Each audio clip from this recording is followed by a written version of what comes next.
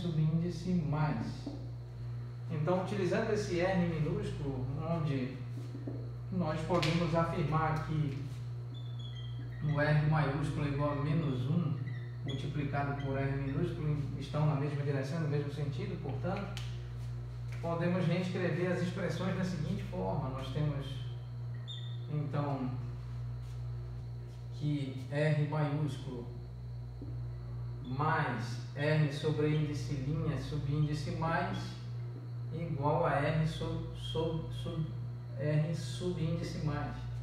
E esta expressão pode ser reescrita como menos R minúsculo mais R sobre índice linha subíndice mais igual a R subíndice mais.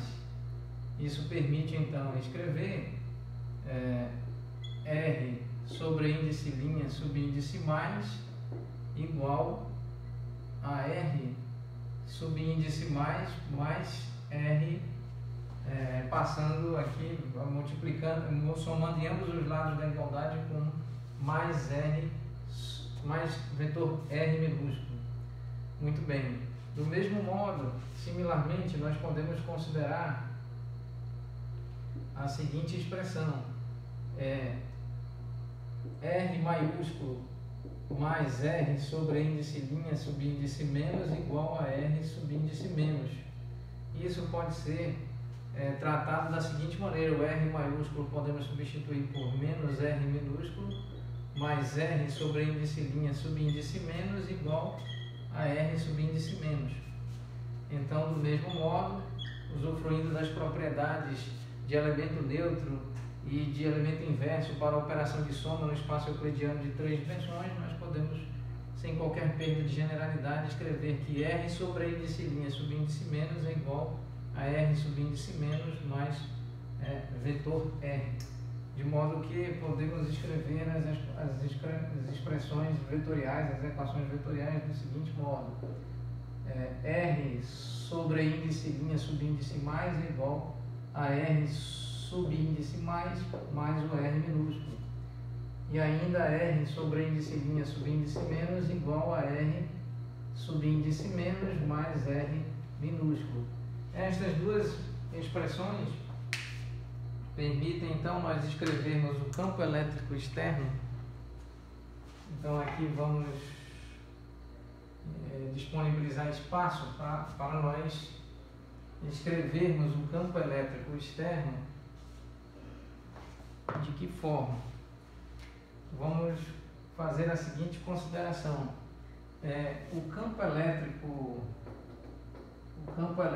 externo subíndice menos, com dependência funcional em R sobre índice linha subíndice menos, pode ser reescrito como campo elétrico externo subíndice menos com dependência funcional em R subíndice menos mais R, ou seja, com base nas medidas realizadas, não é? E aqui nós poderíamos inclusive considerar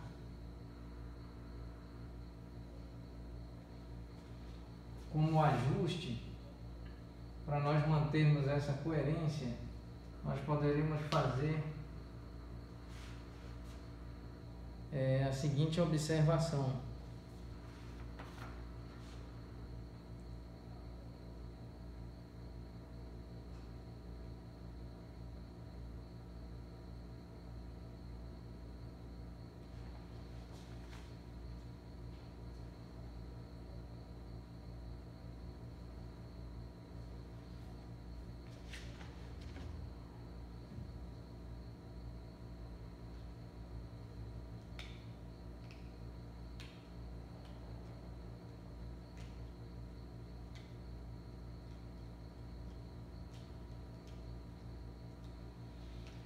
que esse R, que parte da origem O' até a origem O, pode ser escrito da seguinte forma: melhor ser escrito com R sobre índice linha, pois ele parte da origem O' e se dirige à origem O. Então aqui corrigindo, R sobre índice linha, aqui está, Então aqui um sobreíndice linha e um sobreíndice linha aqui.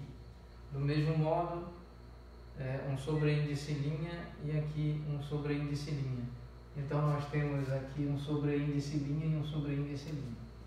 Temos esta expressão. Então aqui um sobreíndice linha. E ainda escrevendo o campo elétrico externo, subíndice mais, ou seja, associado à carga elétrica positiva, um dos polos do dipolo elétrico, com dependência funcional em R sobre índice linha subíndice mais. Isso pode ser reescrito, esse campo elétrico, como campo elétrico externo subíndice mais, dependendo de R subíndice mais R sobre índice linha. Muito bem, então vamos finalizar essa abordagem. Nós consideramos dois observadores, dois sistemas de observação, dois sistemas de coordenadas, O com origem O e com origem O', e dois vetores, um que parte de O para O' e outro que parte de O' até O.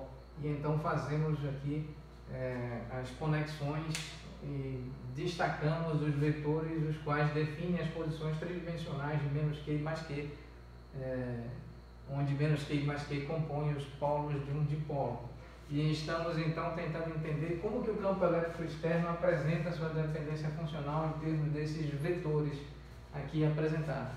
Então, oportunamente estaremos aplicando as definições de expansão em série infinita de Taylor para uma função de uma variável, para uma função de duas variáveis, para uma função de três variáveis, para uma função de quatro variáveis, e tentaremos, se possível, fazer uma generalização da expansão em série infinita de Taylor para uma função de várias variáveis.